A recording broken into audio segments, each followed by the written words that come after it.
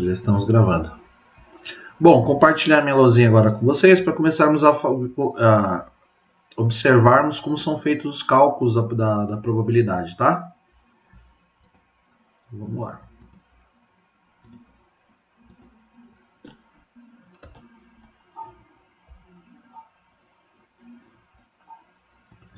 Primeiro, tá, pessoal, probabilidade geralmente ele é expresso em porcentagem. Então, geralmente, a probabilidade ela é expressa em porcentagem.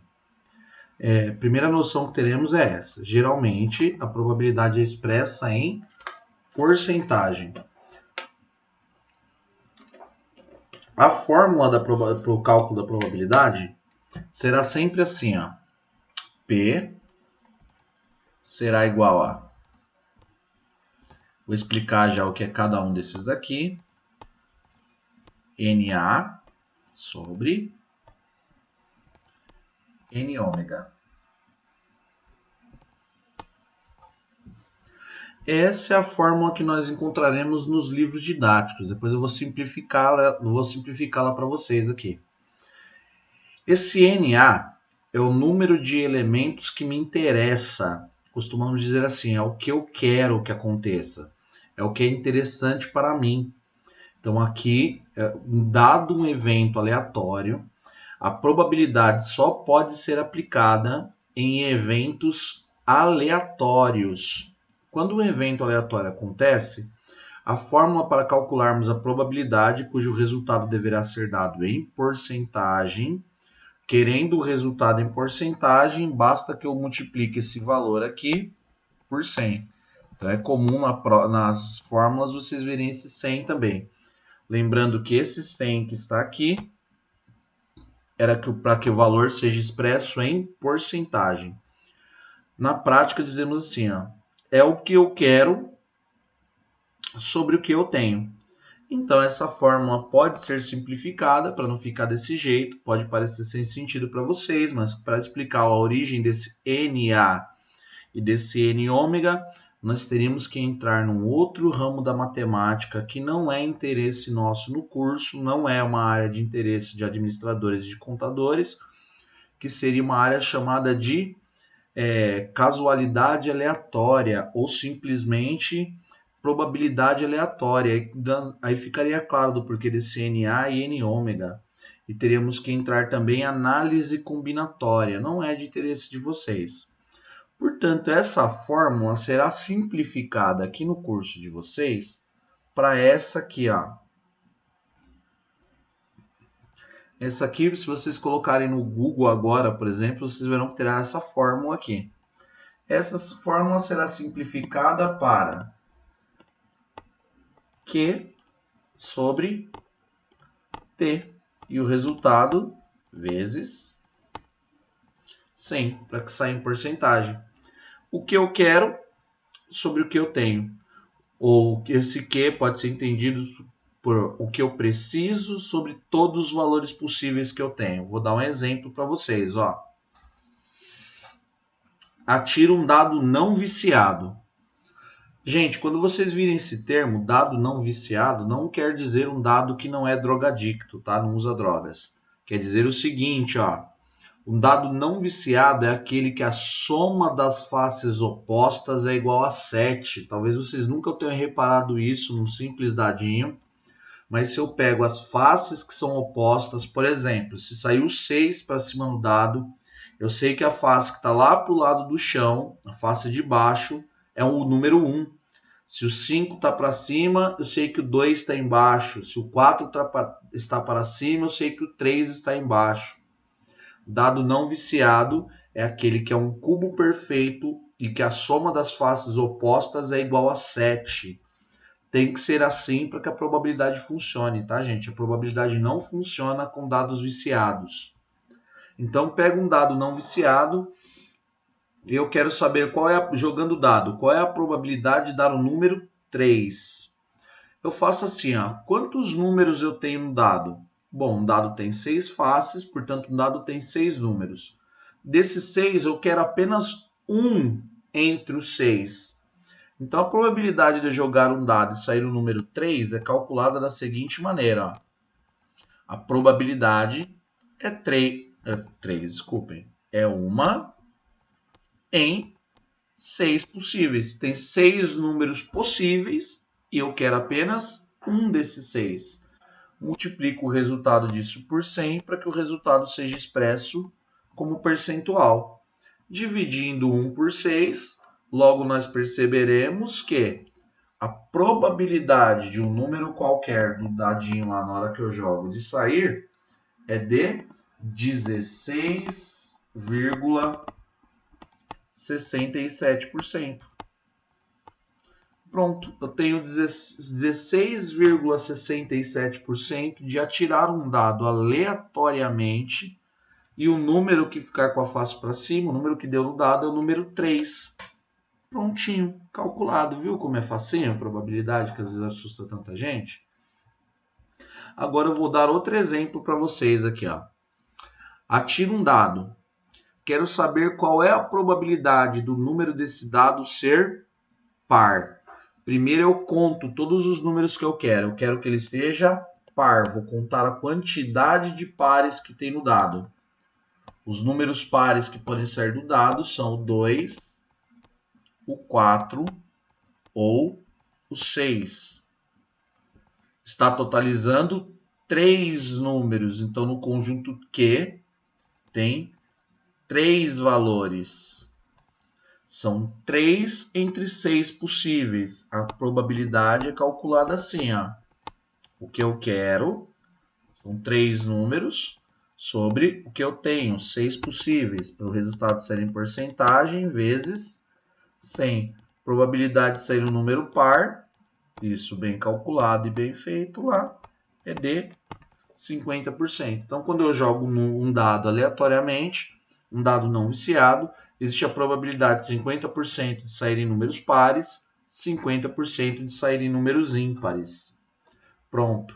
Dado interessante, só para cultura, absolutamente inútil, mas para a formação de vocês é interessante. Os americanos e os países de origem anglo-saxônica não jogam para o ímpar. Somos só nós latinos que jogamos o famoso para o ímpar.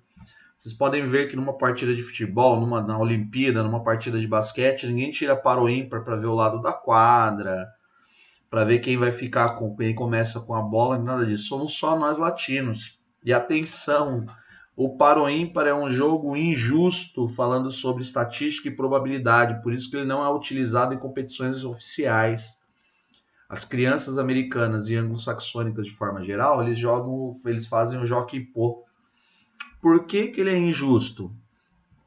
Porque quem pede par tem uma chance muito maior de ganhar. Porque, ó, presta atenção ao que eu direi. A soma de dois números pares é sempre par. A soma de dois números ímpares é sempre par.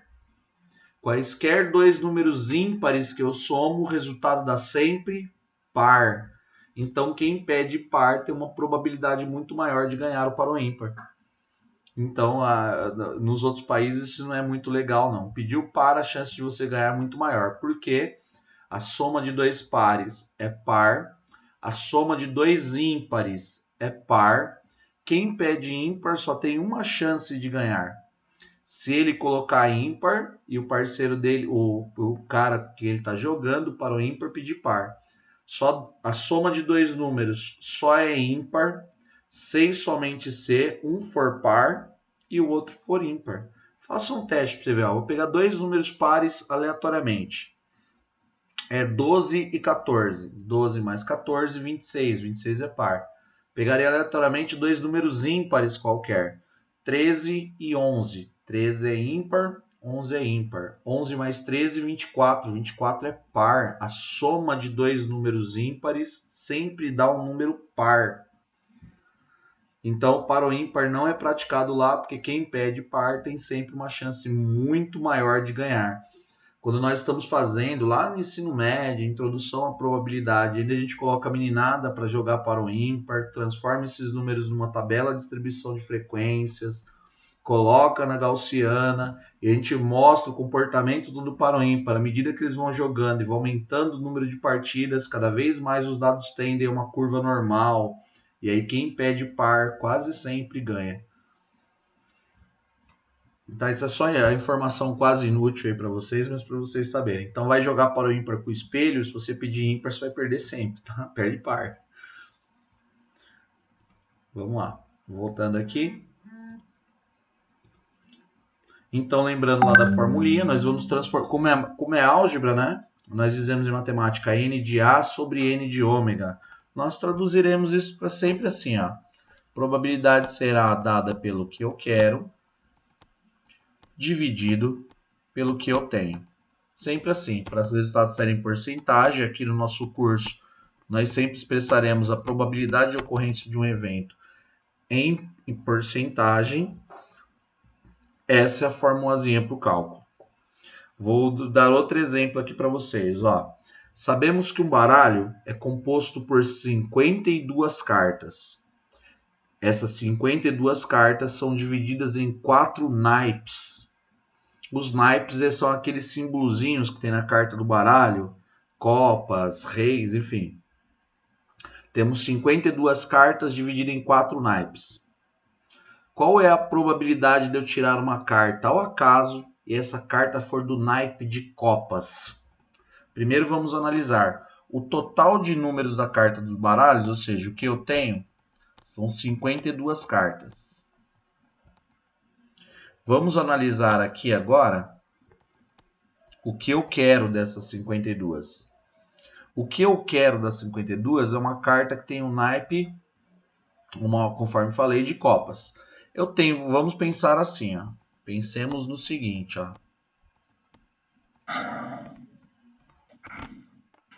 São 52 cartas divididas em 4 naipes. 52 dividido por 4 dá 13. São 13 cartas de cada naipe. Então, das 52, eu tenho 13 de cada naipe. Quem será a probabilidade de eu tirar uma carta de copas? São 13 que eu quero sobre 52 que eu tenho, 52 possíveis. O resultado para sair em porcentagem, vezes 100. Fazendo essa continha, 13 dividido por 52 vezes 100. 13 dividido por 52 vai dar 0,25 vezes 100, 25%. Nem precisava, na verdade, dessa conta toda, né? Se são 4 naipes, não importaria o número de cartas, a probabilidade seria de 1/4, 25%. Mas está aqui um outro exemplo de exercício de probabilidade. A próxima lista que eu passarei para vocês, gente, eu não consigo enviar hoje porque meu computador não está abrindo o Word. Vou até mostrar para vocês aqui, ele deu uma travadinha aqui, não sei, no pacote Office, muito provavelmente, eu teria que mexer nisso depois com muita calma. Mas o Word não está abrindo. Inclusive, quem conhecer mais de informática aqui e puder me dar uma dica sobre o que pode ser esse problema, eu agradeço. Nada de Word, ó. Ele ameaça abrir e não abre. Professor. Pois não. O seu computador possivelmente deve estar com algum vírus e ele está bloqueando o funcionamento do pacote Office. Aí você tem que fazer a remoção do vírus com formatação do notebook e reinstalar o pacote Office para voltar a funcionar. Sim, é que eu comprei um novo pacote, na verdade, do antivírus, né? Eu estou com o antivírus pago aqui. E eu estou desconfiado que não é vírus, porque eu estou desconfiado que, na verdade, que é conflito entre os dois Offices, né? Porque os outros aplicativos do Office estão abrindo. Ele não está abrindo especificamente o Word. Isso que eu estou achando estranhíssimo. Quer ver? Ó? Bom, pelo menos estava. Quer ver agora que eu vou tentar, não vai abrir o PowerPoint também?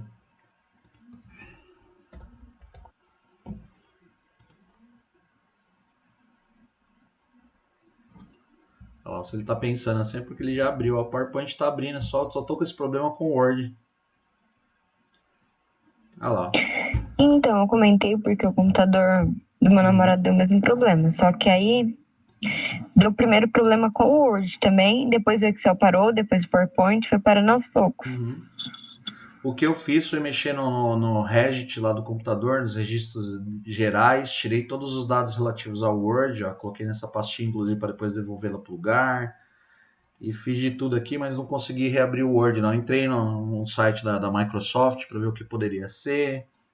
Aí o que eu estou pensando em fazer é desinstalar única e exclusivamente o Word e depois reinstalá-lo. Mas como as listas de vocês estão todas no... Se bem que eu posso enviar, eu não vou conseguir abri-las aqui, mas se eu enviar as listas de vocês do Word, eu tenho certeza que vocês conseguem abrir aí. Então eu vou ver se eu envio aqui para vocês. Depois vocês abrem aí. Eu as tenho aqui. Depois eu já envio para vocês e vocês abrem por aí. Aqui estão todas as listas que nós trabalharemos. Depois eu mando lá para vocês. Mas eu não vou conseguir abrir a lista aqui, tá, gente? Foi mal, hein? Mas realmente meu Word nada. É só Word. Que porcaria. Eu mexi já mexi bastante com ele hoje tentando abrir, que desde a hora que eu liguei hoje de manhã ele não está abrindo, é única e exclusivamente o Word.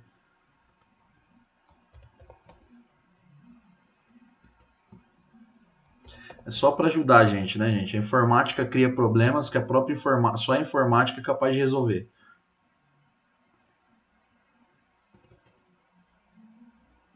Que ódio que eu tenho disso. Ah lá. Ele dá aquela mensagenzinha rapidinha sobre o modo de segurança e não abre. Gente, vamos lá. Por enquanto... Professor, quando eu comprei 2019, talvez ele abra. Se você tentar instalar o seu 2020, não é? Sim. Tenta instalar o 2019, às vezes vai abrir, porque o problema, o pacote Office 2020 estava com problema. Às vezes a falha pode ser nisso. Sim. Eu tô achando que é porque eu não desinstalei as versões mais antigas do Office. Então aqui no meu computador, nesse computador, quando eu comprei, né? Ele veio com 2015, como eu tenho a assinatura do Office, depois eu atualizei para 2017, depois para 2019, 2020. Mas eu não lembro se eu fui tirando as outras versões mais antigas. Mas o Office geralmente ele tem um pacotinho que quando você instala uma versão mais recente, ele desinstala a mais antiga. Eu vou ter que mexer com calma. É só com Word. Mas mesmo estando o arquivo aqui, se eu mandar para vocês, vocês conseguem abrir por aí.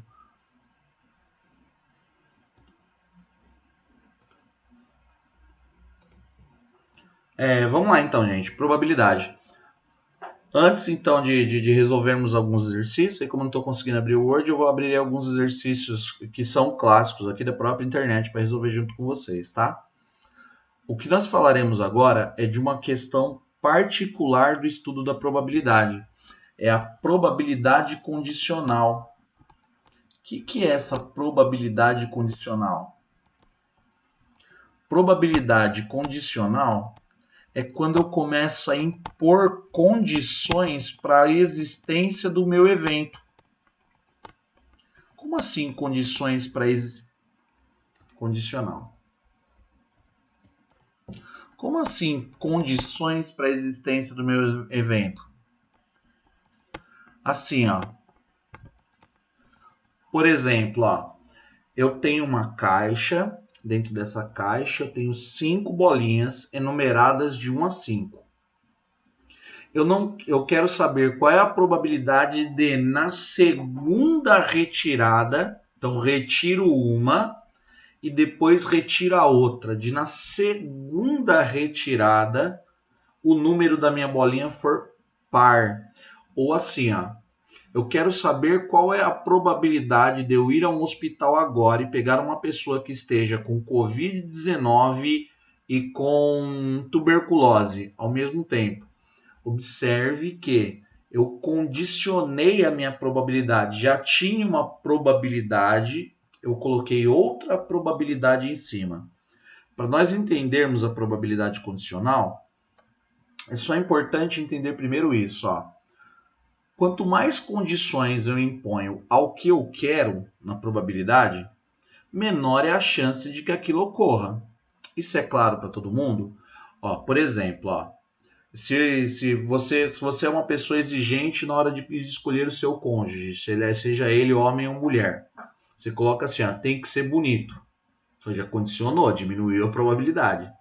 Além de bonito ou bonita, tem que ser trabalhador. Diminuiu mais um pouquinho. Além de trabalhador, tem que ter mais de 1,80 m. Você diminuiu mais um pouquinho. Além de ter mais de 1,80 m, tem que ter doutorado completo. Você diminuiu muito. O que acontece é que toda vez que eu multiplico duas frações, se eu multiplicar dois números inteiros, por exemplo, 2 vezes 3, o resultado, o produto da multiplicação de dois números inteiros, o resultado, o produto, é sempre maior do que os fatores.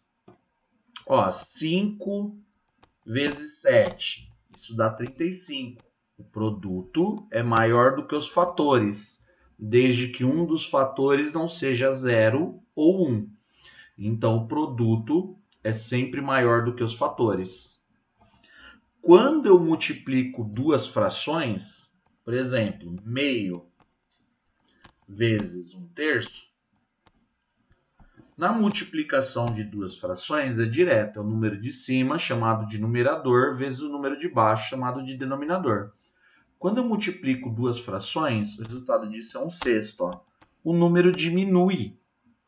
1/6, vou colocar em decimais para que isso fique mais claro para vocês, tá? 0,5 vezes 0,333, não termina nunca.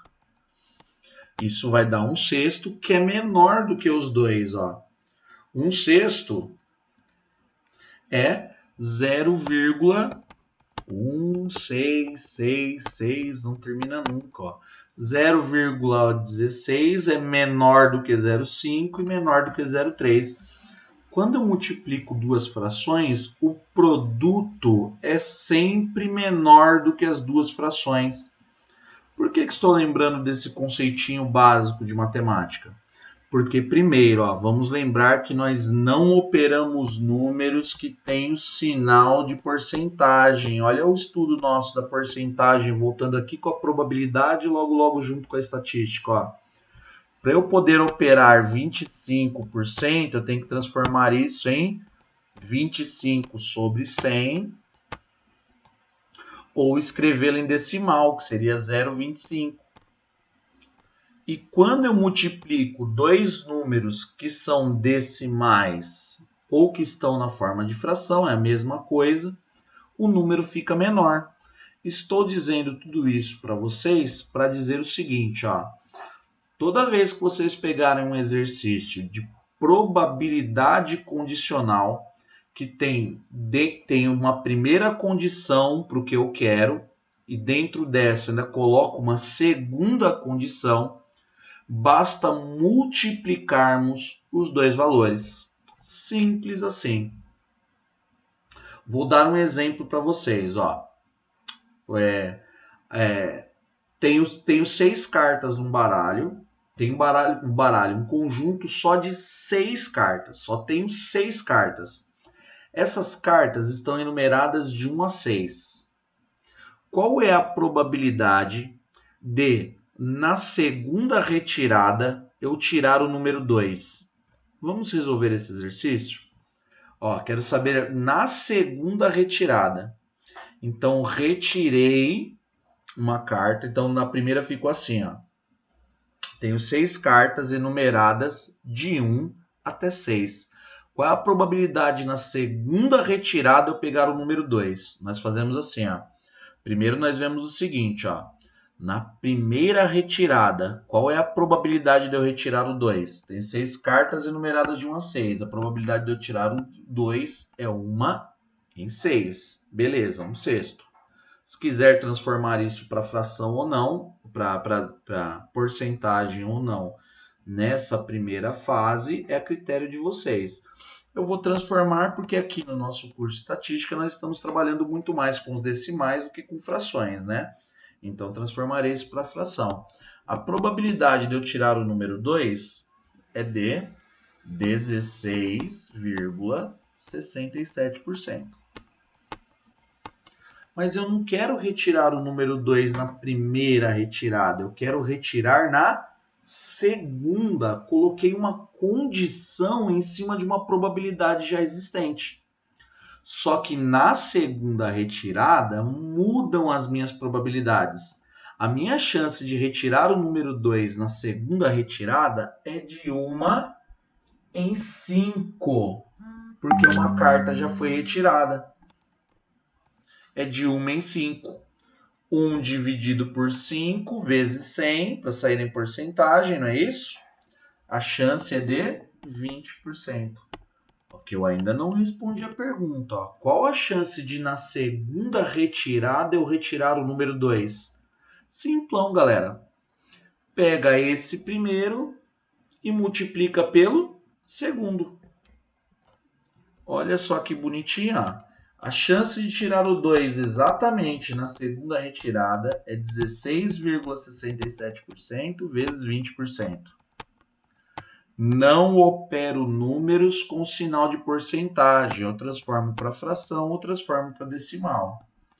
Então, vai ficar 16,667 vezes 0,20.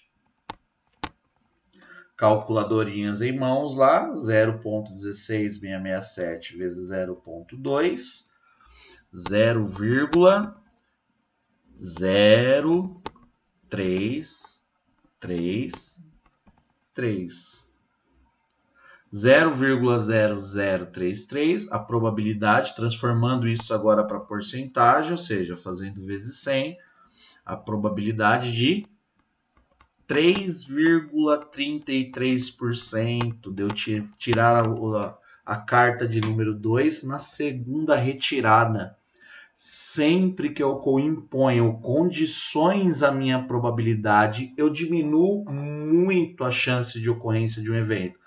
Olha o exemplo que eu dei com namorado ou com namorada. Olha só. Se eu quiser simplesmente um namorado, não importa a característica física, não importa nada disso, quero só um namorado. Aumentei muito a minha probabilidade de ter. Só que à medida que eu vou colocando condições, namorado ou namorada, as chances de eu arrumar um namorado ou uma namorada, elas vão diminuindo. E muito, drasticamente. É isso que acontece com as probabilidades. Então, basta que eu multiplique as probabilidades de ocorrência de um evento. Gente, eu queria muito que vocês atentassem a isso, porque probabilidade é super comum em concurso público, tá?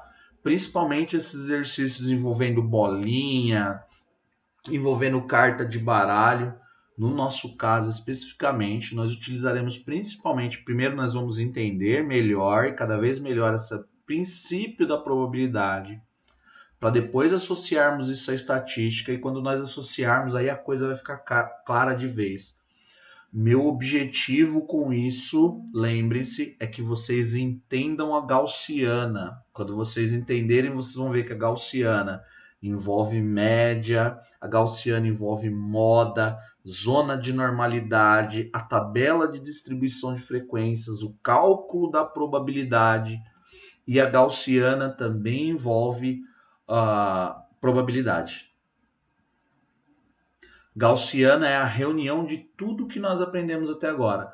Mas independente da gaussiana, esse tipo de exercício também é muito comum em concurso público. Conforme disse, esse de bolinha, esses de cartas, caixas, enfim. E nós utilizaremos muita probabilidade também para depois fazermos análise de investimento, que essa parte também é importantíssima para contadores e administradores. Análise de investimento e análise de risco. Análise de risco nada mais é do que uma probabilidade de o seu investimento dar certo ou de dar errado. Dá certo quando ele rende, dá errado quando ele não rende. Dá certo quando rende acima do esperado, dá certo quando rende abaixo do esperado. Depois, para isso, nós vamos entender com calma que quando nós falamos em probabilidade dentro da profissão de vocês, estatística e contabilidade, para essa parte nós conversaremos até com mais calma, por isso eu vou até parar o compartilhamento aqui, ó. Vê se vocês concordam com a minha afirmação, não sei se vocês as matérias que vocês já tiveram, porque vocês tiveram uma pequena mudançazinha de grade, mas ó, para vocês é muito claro que fique assim, ó. Sempre existirão 3 probabilidades para vocês, ó. Eu ganho, 3 não, desculpem, 4. Desculpem, 4. Eu ganho, eu perco, eu deixo de ganhar, eu deixo de perder. É sempre bom vocês terem bem claro isso, principalmente na profissão de vocês, tá? Professor, como é que é isso? Se eu deixo de ganhar, eu estou perdendo. Não, mas de maneira nenhuma. Você fez um investimento, você apostou naquele investimento, por exemplo, numa bolsa de valores, ou quando vocês exercerem grandes cargos executivos dentro de uma empresa, vocês fizeram uma aposta na compra de um maquinário, por exemplo. Aquele maquinário fez com que rendesse em lucro líquido para a empresa só a reposição da inflação. Você não perdeu nada. Você ganhou? Também não. O que acontece é que você deixou de ganhar. Aí sua empresa está tendo prejuízo mensal de 1,6% sobre o lucro líquido ao ano. Você entra, promove mudanças na empresa e ao final você fecha a sua parte contábil no 0 a 0. Você deixou de perder. Você fez o investimento errado, você fez o investimento de 100 mil reais e tomou um prejuízo de 112 mil reais. Aí você perdeu. Você fez o investimento de 100 mil reais, esperava lucrar 120 mil, você lucrou 160 mil. Aí você ganhou. Para quem, eu não sei se tem alguém daqui que brinca no mercado financeiro, trabalha com o mercado financeiro, investe em bolsa de valores, isso é muito Nossa, professor, eu sou frio, hein? Oi? Faz um sufoco para conseguir comprar essas ações e acertar certo. Você mexe com o mercado financeiro, Andressa? Mexo. Ah, então já ouviu falar da Gaussiana e principalmente da curva de Fibonacci, né? Já. Principalmente a Fibonacci, né? Você já aplica? É que o próprio software aplica a curva de Fibonacci algumas vezes para você, né? Eu entro pelo aplicativo. Então, tipo, eu tenho muitas sugestões, né? Mas aquela coisa que, igual o senhor falou, por exemplo, consegui definir o que eu vou ganhar em cima disso, eu já não consigo definir ao analisar o gráfico. Mas eu vou por indicações, ver como a empresa está indo e tudo mais. Mas ao analisar o gráfico, eu ainda não tenho autonomia. Ah, legal. Até o final do nosso curso aqui você terá, pelo menos para fazer uma análise crua do gráfico ali. Entra ali a curva de Fibonacci, também a gaussiana. Se você consegue analisar a curva Fibonacci e a gaussiana, você tem mais propriedade para saber quando investir e quando vender, que esse que é o grande segredo do mercado financeiro, né? Saber quando eu compro e quando eu vendo. Esse é o segredo. Entendi. Legal. E quando vocês forem fazer análise desse tipo de coisa dentro das empresas também, será o grande segredo de vocês quando profissionais forem que já tiverem formados. Quando eu compro, quando eu vendo. Boa parte de vocês aqui trabalharão com RH, sejam contadores ou administradores. Vocês sabem que principalmente médias e microempresas procuram um contador para fazer toda a parte de contabilidade para ele, né? E geralmente é o contador que decide e aí informa o empresário que contratou quando ele tem que fazer corte de custo, entenda, na grande maioria das vezes, corte de mão de obra, porque a mão de obra sozinha ocupa em média entre 30% e 40% da receita de uma empresa. Então vocês que indicarão para o cara quem que ele vai ter que cortar. E aí, que critério que vocês vão usar? Então, sempre farei com vocês esse exercício de raciocínio, tá, gente? Porque mais do que vocês aprenderem as fórmulas, mais do que vocês aprenderem tudo isso, essa parte é de informação. Você dá uma googada ali e encontra. Nosso objetivo aqui é a formação de um bom profissional. Então, há várias partes relacionadas à formação que vocês não encontram facilmente fora de um curso superior. Então, o que eu sempre farei isso com vocês da conscientização da importância do uso da estatística. Para saber quem vocês vão mandar embora, por exemplo, tanto para contadores quanto administradores, espero que vocês já saibam. Traça a média de salário, calcula o desvio padrão, joga na zona de normalidade, serão demitidos se o objetivo é redução de custos, todos aqueles salários que estão fora da zona de normalidade, para cima. Entendeu? Se você quer na sua empresa aumentar os custos, porque por questões legais você precisa declarar um custo maior, e vocês sabem que esse tipo de situação acontece por conta de taxação de impostos, vocês sabem disso melhor do que eu. Vocês cortam os funcionários que estão na linha de baixo da zona de normalidade, os mais baixos, que aí você aumenta a sua zona de normalidade e você cai de repente dentro de uma taxação específica de imposto. Mas isso depois que a gente estiver dominando principalmente a Gaussiana, e a Gaussiana também mostra a zona de normalidade, tá, gente? A Gaussiana ela nos mostra o desvio padrão e a zona de normalidade, conforme vocês verão no futuro.